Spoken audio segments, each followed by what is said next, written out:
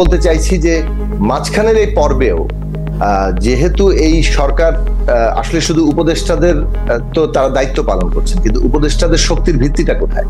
শিক্ষার্থী, রাজনৈতিক দল, শ্রেণী পেশার অংশীজনরা যারা এই আন্দোলন করেছে এবং যারা এই আন্দোলনের প্রতিনিধিত্ব করে। কাজে তাদের সাথে যে প্রাত্যহিক রাষ্ট্র পরিচালনা এবং রাজনৈতিক উত্তরণ পর্ব দুই ক্ষেত্রেই খুবই ঘনিষ্ঠ যোগাযোগ থাকা দরকার। তার কাঠামোটা কি হবে সেটা সরকারকেই ভাবতে হবে এবং আমরাও নিশ্চয়ই পরামর্শ দিতে পারবো, কিন্তু সেইটার জায়গাতে পৌঁছানো দরকার। মানে আপনার যে কারণ এই সরকারটি, আমি একটা জিনিস শেষ করি, এই সরকারটা কিন্তু একটা বিশেষ বাস্তবতায় এসছে।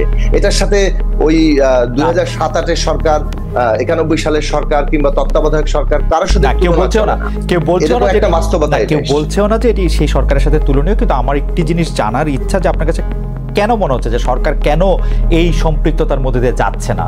যেটি জনাব পার্থ বললেন যে এটা তো মাহমুদুর রহমান মান্না বা ডাকসুর সাবেক সভাপতি নূর হতে পারতেন, বা জুনায়েদ সাকি তো অবশ্যই হতে পারতেন।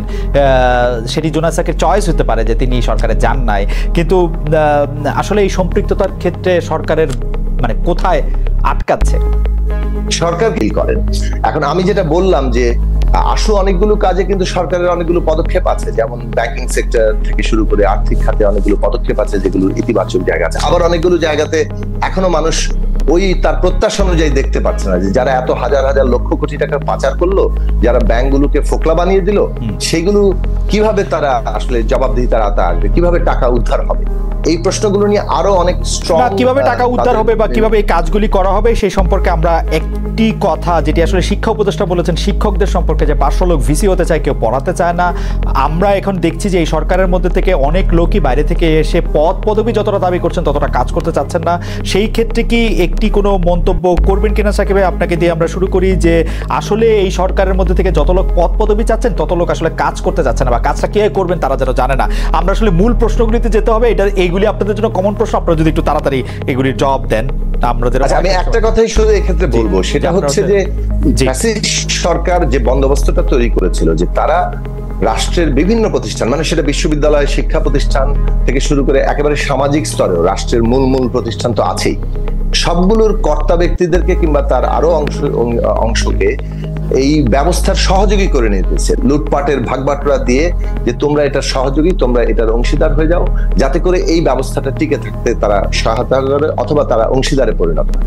যার ফলে এমন একটা পরিবেশ তৈরি হয়েছে যে প্রত্যেকেই মনে করেন মাথার উপর একটা ছায়া থাকতে হবে, তারপর আমি কাজ করব। এখন হঠাৎ করে সেই ছায়াটা অনুপস্থিত এবং কিভাবে নতুন ব্যবস্থা হবে সেই ডিরেকশনটাও একটু একটা ট্রানজিশনের মধ্যে আছে। সেই কারণে আমার মনে হয় যে এইখানেই আমরা বলছি যে আরো দ্রুত আশু এবং কার্যকর পদক্ষেপ দরকার এই সরকারের দিক থেকে। যে ডিরেকশনটা কি হবে, মুডটা কি, জনগণের যে মুডটা ছিল, ডিরেকশন বা মুডটা কি, বাংলাদেশ আমরা বুঝতে পেরেছি। পার্থ, আপনি এটাতে কোনো কিছু যোগ করবেন কিনা? যে আসলে মানে এটা প্রশ্ন করার কিছু নাই, কিন্তু লোকজন পদবি যতটা চাচ্ছেন কাজ করতে চাচ্ছেন না, এটি একটি সাধারণ এরকম একটা ধারণা চলছে। এটা সম্পর্কে আপনার একটা মন্তব্য? না, এটা তো আমি মনে করি এটা শুধু সাধারণ না, এটা তো আপনার উপদেষ্টা মণ্ডলীতেও এরকম অনেক মানুষ আছে যারা আজকে 2 মাস হয়ে গিয়েছে, তাদেরকে আমরা কোনো সিগনিফিকেন্ট কাজ দেখছি না। হাতে গোনা কয়েকজনের নাম আমরা জানি, এর মধ্যে কে কি কাজ করছে সেটাও আমরা বলতে পারি না। তো স্বাভাবিকভাবে একটা কথা আমি আপনাকে বলি যে ওনাদের আগে ফার্স্ট রিয়েলাইজ করতে হবে যে ওনাদের একটা টিম বানাতে হবে। আপনি যেটা বারবার বলেন যে ওনারা কি এটা বুঝতে পারছেন না, আমরা সমর্থন করছি, কিন্তু এই সম্পৃক্ততার জায়গাটা একটু অসুবিধা হচ্ছে। আর ওনারা বুঝতে পারছেন না, বিকজ ওনারা একটা বাবলের মধ্যে থাকেন। ওনারা সুশীল মানুষ, যার জায়গায় কাজ করেছেন, ভালো সাকসেসফুল হয়েছেন, কিন্তু আমাদের কাজ তো সাধারণ মানুষকে নিয়ে। পলিটিশিয়ানদের কাজ সাধারণ, আমাদের কাছে সাধারণ মানুষের অ্যাক্সেস আছে, ওনাদের কাছে সাধারণ মানুষের অ্যাক্সেস নেই।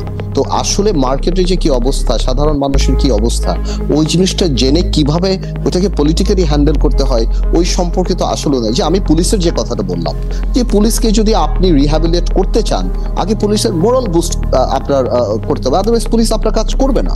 পুলিশ যদি মনে করে আমার চাকরিটা একটা স্টিগমা, একটা ট্যাবু, তাহলে পুলিশ এই চাকরি করবে না। তো আমি সেটাই বলছি যে ওই জায়গাগুলিতে সরকার সিরিয়াস, মানে আরো সিরিয়াস হওয়া উচিত এবং তাদের উপলব্ধি করা উচিত যে এটা তাদের এক্সপার্টিজ না।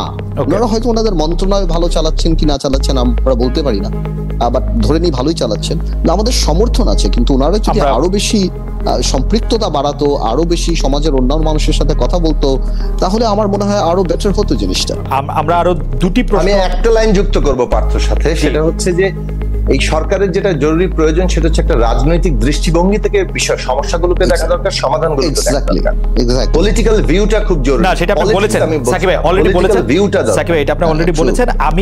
আমি আর দুটি তিনটি প্রশ্ন আছে আপনাদের দুজনের জন্য কমন, একটু যদি আপনারা সংক্ষেপে একটু বলেন, ছাত্র রাজনীতি, বিশ্ববিদ্যালয় শিবির রাজনীতি করবে কিনা, করা ঠিক হবে কিনা, এই সম্পর্কে আপনাদের দুজনের একটু মন্তব্য জানতে চাইবো যে এটি আপনারা কিভাবে দেখছেন। ছাত্র রাজনীতি বন্ধ করা হবে কিনা, ছাত্র শিবির রাজনীতি করবে কিনা, ছাত্রলীগের রাজনীতি নিষিদ্ধ করা হবে কিনা? সাকিব ভাই।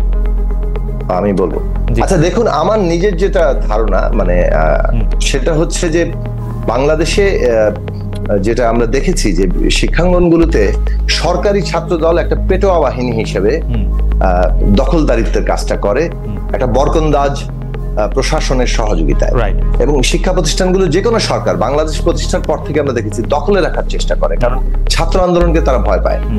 এই কারণে এই দখলদারিত্বটা এই পর্যায়ে গিয়েছে যে তার একটা ভয়ঙ্কর চেহারা আমরা দেখলাম আবরার হত্যাকাণ্ডে, কিংবা ঢাকা বিশ্ববিদ্যালয়ে কিভাবে শীতের রাতে একজন ছাত্রকে সারা রাত দাঁড় করিয়ে রাখলো, তারপর নিউমোনিয়া সে মৃত্যুবরণ করলো। এই যে ভয়ঙ্কর চেহারাটা তার প্রত্যেকটা ছাত্রকে প্রাত্যহিকভাবে মোকাবেলা করে। ফলে এই ছাত্র আন্দোলন বলেন, সেটাকে তারা যে ছাত্র রাজনীতির আকারে দেখছে মূলত একটা পেটোয়া দখলদারিত্ব। ফলে এর বিরুদ্ধে ছাত্র সমাজের মধ্যে সত্যিকার অর্থেই একটা ন্যায্য ক্ষোভ আছে।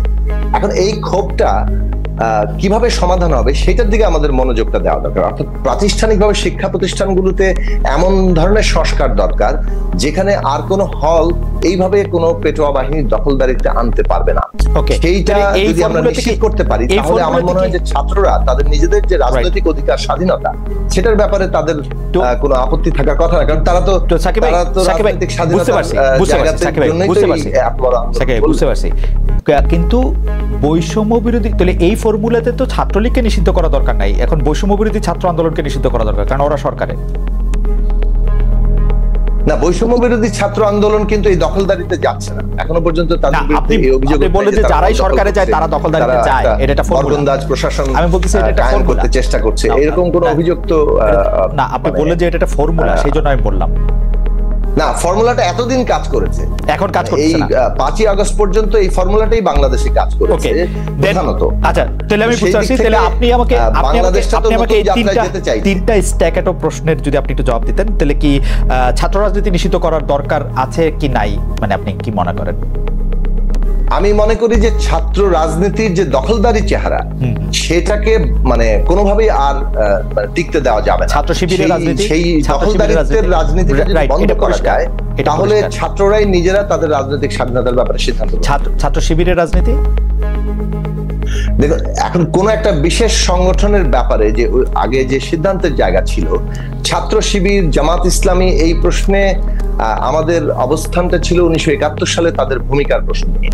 যে 1971 সালে তারা পাকিস্তানি গণহত্যার সাথে তাদের রাজনৈতিক অবস্থান, সহযোগীর অবস্থান ছিল, এবং তারা গণহত্যার একটা অক্সিলিয়ারি ফোর্স হিসেবে তাদের কোন প্রতিষ্ঠিত বাহিনী কাজ করেছে। সেই জায়গা থেকে তারা বাংলাদেশের স্বাধীনতার পরে তারা এই বিষয়ে তাদের রাজনৈতিক অবস্থানের যে ব্যাখ্যা জনগণের কাছে দেওয়া, সেটা তারা খুব স্পষ্টভাবে দিয়েছে বলে আমাদের আসলে এখনো জানা নাই। তারা এখন বলেন যে তাদের এক সময়কার আমির তিনি নাকি এই বিষয়ে ব্যাখ্যা দিয়েছিলেন, কিন্তু এটা জামাত ইসলামী বাংলাদেশ প্রশ্নে তাদের অবস্থান কি, 71 সালের তাদের যে রাজনৈতিক সেই ভূমিকাকে তারা কিভাবে মূল্যায়ন করে, সেই জায়গায় স্পষ্ট ব্যাখ্যা আমার মনে হয় জনগণের বিরাট অংশ জানতে চায় না। সেটা তো প্রেক্ষাপট গেল, ছাত্র শিবিরের রাজনীতি বিশ্ববিদ্যালয়ে করতে আপনি সংগঠন ধরে এরকম মানা করতে চান না। ওকে, আমরা এই ক্ষেত্রে আমি বলতে পারি আমার একটা নীতিগত অবস্থানের জায়গা। নীতিগত অবস্থানটা হচ্ছে বাংলাদেশে আমরা একটা ইনক্লুসিভ বাংলাদেশ করতে চাই, রাজনৈতিক ব্যবস্থার মধ্যে এমন ব্যবস্থা করতে চাই যেখানে একটা ইনক্লুসিভ পলিটিক্যাল সিস্টেম থাকবে, যেখানে রাজনৈতিক বিশ্বাস, পথ মতের পার্থক্য থাকবে, কিন্তু তারা এই একই রাজনৈতিক ব্যবস্থার নিজেদের অংশীদার ভাবতে পারবে। রাজনৈতিক পক্ষ প্রতিপক্ষ ইত্যাদি রাজনৈতিক ভাবে মোকাবেলা হবে, জবরদস্তির কায়দায় নয়। ফলে জবরদস্তির যে ইতিহাস, সাকিব ভাই আমার কাছে, সাকিব ভাই আমি একটু অসহায় বোধ করতেছি। সাকিব ভাই আমি আমার অসহায়ত্ব বলি, আপনার কাছে অনেক প্রশ্ন, কিন্তু আপনি যদি মানে একটু সংক্ষিপ্ত করে বলেন তাহলে সুবিধা হয় আপনার। প্রশ্নটা হলো যে ছাত্রলীগের সাথে ছাত্র রাজনীতিকে আপনি মিক্স করতে না, আমি তিনটা আলাদা প্রশ্ন করছি। আমি তিনটা আলাদা প্রশ্ন করছি। আমি ছাত্রলীগ তো রাজনীতিটা করে নাই, তারা গণহত্যার সাথে জড়িত। আওয়ামী লীগ তো নৈতিকভাবে রাজনৈতিক দলের বৈশিষ্ট্য কেউ একবার শেষ করি। আজকের দিনে আপনি চিন্তা করে দেখেন, এই আওয়ামী লীগের যে বড় বড় নেতারা বা আওয়ামী লীগের ছাত্র নেতারা, এরা এক সময় বাংলাদেশে কামানের সামনে, ট্যাঙ্কের সামনে, পুলিশের সামনে দাঁড়িয়েছিল, স্বেচ্ছায় জেলে গিয়েছে, আজকে 2 মাস হয়ে গিয়েছে, কেউ ঘর থেকে বের হয়নি, কারণ তারা জানে তারা খুনি, তারা চোর, তারা লুটেরা, তারা গণতন্ত্র হত্যা করেছে, তারা বাংলাদেশের মানুষের সাথে প্রতারণা করেছে এবং তারা ভেগে গিয়েছে, তাদের ওই মোরাল পাওয়ারটা নাই, এই কারণে তারা ফেস করছে না। এই নেতারা, এই গ্রুপরা আজকে সিনিয়র যত নেতা দেখছেন মাঝখানে, এই যে নানক বলেন, রহমান বলেন, বা হানিফ বলেন, বা আমির হোসেন আমু, তোফায়েল আহমেদ, যাদেরকে বলেন, এরা এক সময় সরকার, স্বৈরাচার সবার বিরুদ্ধে যুদ্ধ করেছে, আপনারা দেখেছেন রাজপথে। তো আজকে কেন তারা পালিয়ে যাচ্ছে? আজকে তারা দেশ ছেড়ে চলে যাচ্ছে? আজকে তারা কেন ছাত্রলীগ ঘুমটা দিয়ে চলে যাচ্ছে? বিকজ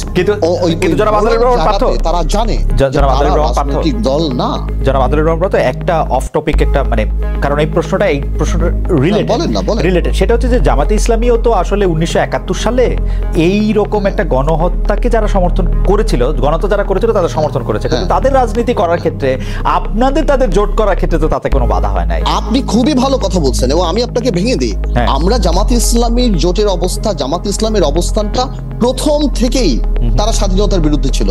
জামাতের আমির যত এক্সপ্লেনেশন করছে তার চেয়ে বেশি তো পাকিস্তান ইমরান খান এক্সপ্লেনেশন করছে যে তাদের জন্য ভুল ছিল আমাদের সাথে কাজ করা বা এই দেশ বিভক্ত করা। সো জামাত ইসলামীর ব্যাপারটা প্রথম থেকেই ছিল। আর Awami League betrayed with the people, মানুষ আওয়ামী লীগকে ট্রাস্ট করেছে উইথ ডেমোক্রেসি, মানুষ আওয়ামী লীগের হাতে ক্ষমতা দিয়েছে, মানুষ 2008 সালে ভোট দিয়েছে, মানুষ আওয়ামী লীগ স্বাধীনতা যুদ্ধে লিডিং পলিটিক্যাল পার্টি ছিল। জামাত তো প্রথম অবস্থা থেকেই খারাপ ছিল এবং সেখানে তারা গণহত্যার সাথে জড়িত ছিল, এটা ছিল সেটা ছিল, আজকে তাদের এই অবস্থান। এবং আমরা জোট করেছি জামাতের সাথে, অবশ্যই আমরা জোট করেছি, কিন্তু জামাতের ওই অবজেকশন গুলিকে রেখেই তো আমরা জোট করেছি। সো কালকে ডেফিনেটলি আজকে জামাতেরও আওয়ামী লীগের গণহত্যা নিয়ে নৈতিকতার জায়গা থেকে প্রশ্ন উঠে যে আওয়ামী লীগও সেভাবে, জামাত ইসলামও সেভাবে চ্যালেঞ্জ করতে পারবে না, বিকজ তাদের হাতেও রক্ত আছে।